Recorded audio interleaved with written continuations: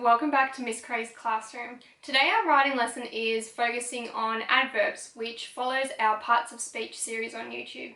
Our learning goal is I'm learning about the different parts of speech, and our success criteria is I will be successful when I can identify adverbs in a sentence.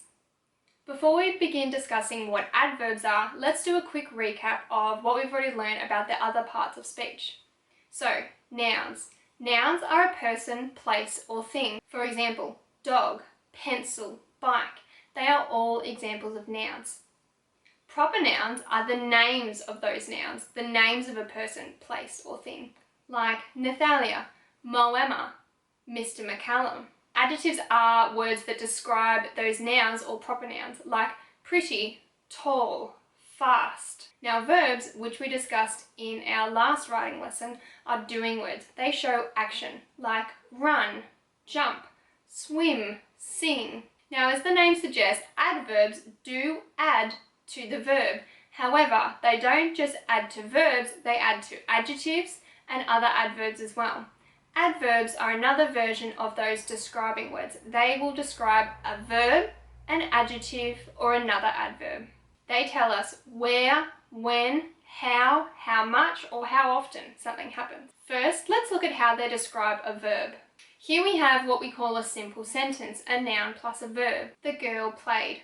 In this sentence, we have the word girl, which is the noun, and played, which is the verb. There are no adverbs in this sentence yet. Let's see if we could come up with some ideas. So, how could the girl be playing? Let's add to that verb. The girl could be playing happily, messily, sadly, menacingly, quickly. It also doesn't matter which side you put the adverb on. So the girl played happily or the girl happily played. It doesn't matter. The adverb is still describing the verb played. Now let's look at how adverbs can also describe adjectives. Now in this simple sentence we have a noun plus an adjective.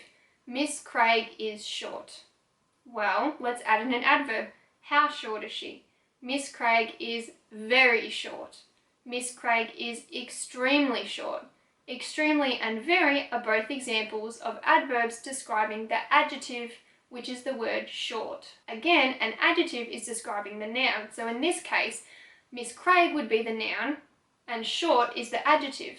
So Miss Craig is short. But how short is she? She's very short, or she's extremely short. Now let's look at an example, and this is the trickiest one, of where an adverb is actually describing another adverb. So in the original sentence, the plane is flying low. We have plane, which is a noun.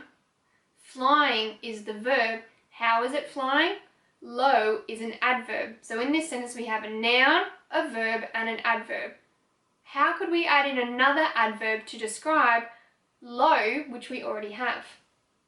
So the plane is flying rather low.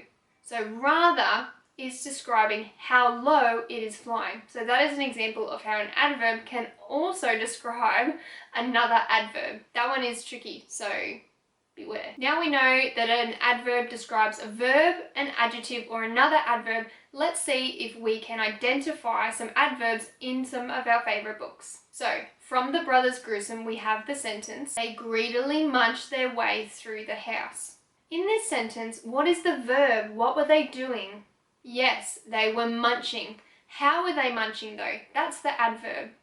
Greedily. Well done. They were munching greedily. So greedily is the adverb that describes how they were munching. From The Gruffalo by Julia Donaldson, we have this sentence. It's terribly kind of you, Fox, but no. This is an example of where an adverb describes an adjective. So first, let's identify what the adjective is.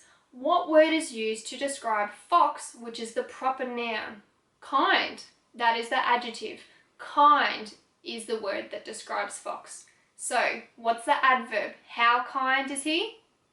Terribly kind. So terribly would be the adverb in this sentence. Great job. I know this lesson is a bit confusing because adverbs do describe a lot of things. However, I did want to let you in on a little secret. As I was planning for this lesson, I stumbled across this really awesome website. I'll put the link below now. What you can do is actually type the sentence that you want to check into the text box and it will break up the word into the different parts of speech. So whether there are nouns or verbs or adjectives or prepositions, all that good stuff, it will explain which word is what part of the speech. So go and have a play around with it. It is really informative. Now for some activities that you can do at home. First, once again, create a trusted list of adverbs that you can always refer to. These could be adverbs that you have come up with yourself, or again, you have found and read in your favorite books. I tell you to do this activity every lesson because it is so important that by the end you have this awesome bank of great language that you can fall back on. You can find some really great examples on Pinterest if you're feeling creative. Once you have that awesome list of nouns, adjectives, verbs, and adverbs, the fun really begins. Pick your favorite 5 from each of your lists. Write them down and cut them up into individual words. Then randomly pick one from every pile. Then you are left with 4 words that you have to put into your own sentence. So, for example, I've just pulled out dog from my noun pile, naughty from my adjective pile, laughed from my verb pile, hysterically from my adverb pile. How can I put these into a sentence? Have a try yourself at home.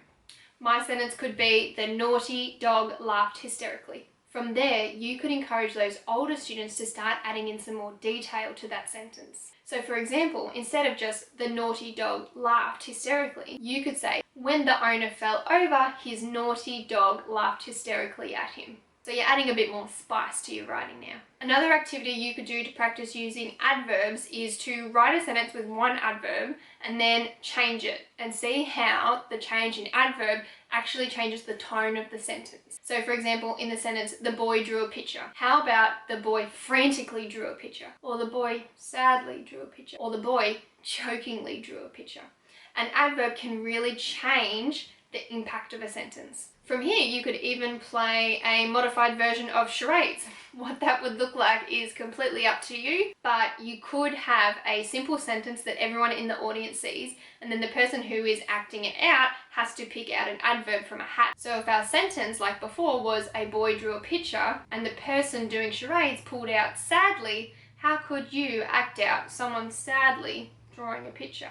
And then the audience would have to guess the adverb sadly. For younger students, discuss what adverbs are and see if they can come up with a list of their own. So basic ones like happily, sadly, meanly.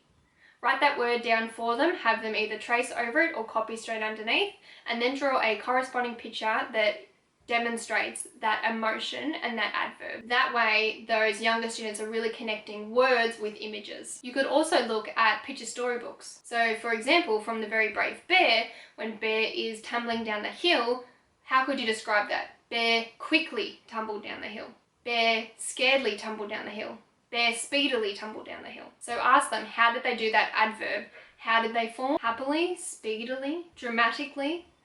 Alright guys, that brings us to the end of our adverbs lesson. I know this was a tricky one, but definitely go and check out that website and start typing in some sentences that you found in your own books.